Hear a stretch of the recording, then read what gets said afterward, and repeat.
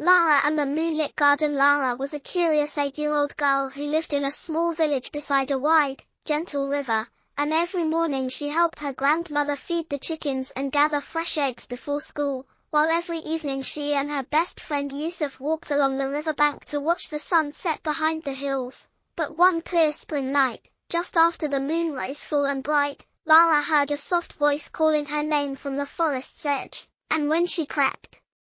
closer with Yusuf and their puppy Mavi, she saw a silver key lying on a mossy stone under an ancient oak, glowing faintly in the moonlight, so she picked it up and felt a quick thrill in her heart even though she was a little afraid, and when Yusuf asked what she would do, Lara held out the key and the oak's bark rustled in reply, "Follow me to the Moonlit Garden," so she knew she must be brave and help. The next morning before dawn they packed a small bag with 2 cheese sandwiches, 2 water bottles, a warm scarf for Lara, a flashlight for Yusuf, and a soft cloth in which Lara wrapped the silver key. Then they promised Lara's grandmother they would return by noon, slipped past the sleeping cottages, and walked into the forest where ferns brushed their ankles, and birds called as the first pale light touched the trees. And as they approached the old oak, the silver key glowed once more to show them a narrow path covered in fallen leaves. Stepping carefully, they followed the path past a fallen log where a small squirrel lay trapped in a tangle of fishing line.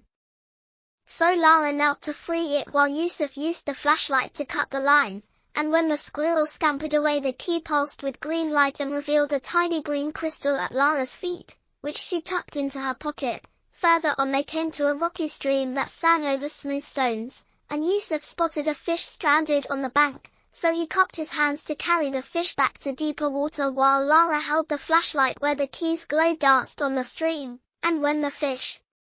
swam free the key shone blue and a small blue crystal surfaced by the water's edge. After they crossed the stream on damp stones, Mavi barking happily, the path climbed a gentle hill dotted with wildflowers, and there they found a young deer caught in a hunter's net, so together they lifted the net and guided the deer to safety.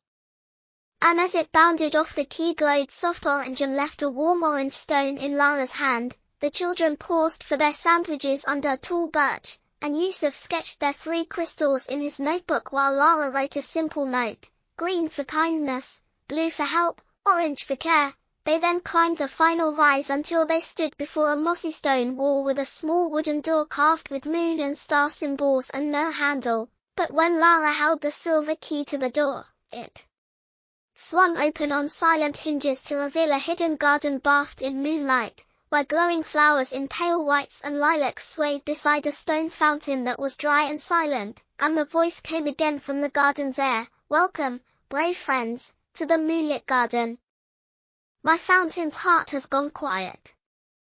Please restore its light with 3 more crystals from the Circle of Dreams." So Lara and Yusuf placed the green, blue, and orange stones on a carved basin by the fountain, and with each stone the fountain murmured and small silver droplets began to appear, and when the 3rd stone settled, the fountain burst into gentle streams of clear water that glowed like liquid moonbeams and spilled into the garden pools, making every flower open wider as if waking from a long sleep. The moonlit air filled with the soft hum of gratitude, and the voice whispered, "Thank you for your courage and kindness. Because of you the Moonlit Garden will bloom for many nights to come." Then a family of fireflies came to hover above Lara and Yusuf, and the largest firefly landed in Lara's palm to gift her a tiny golden lantern made of firefly wing, saying, "Carry this light to share hope where it is needed." Before the fireflies returned to dance among the flowers, with their hearts full of joy, Lara and Yusuf closed the wooden door behind them as it melted back into the stone wall, and they retraced their steps past the birch and the stream and the fallen log, replacing each rescued creature and leaving the path as they found it. And when they reached the village, the church bell rang for noon,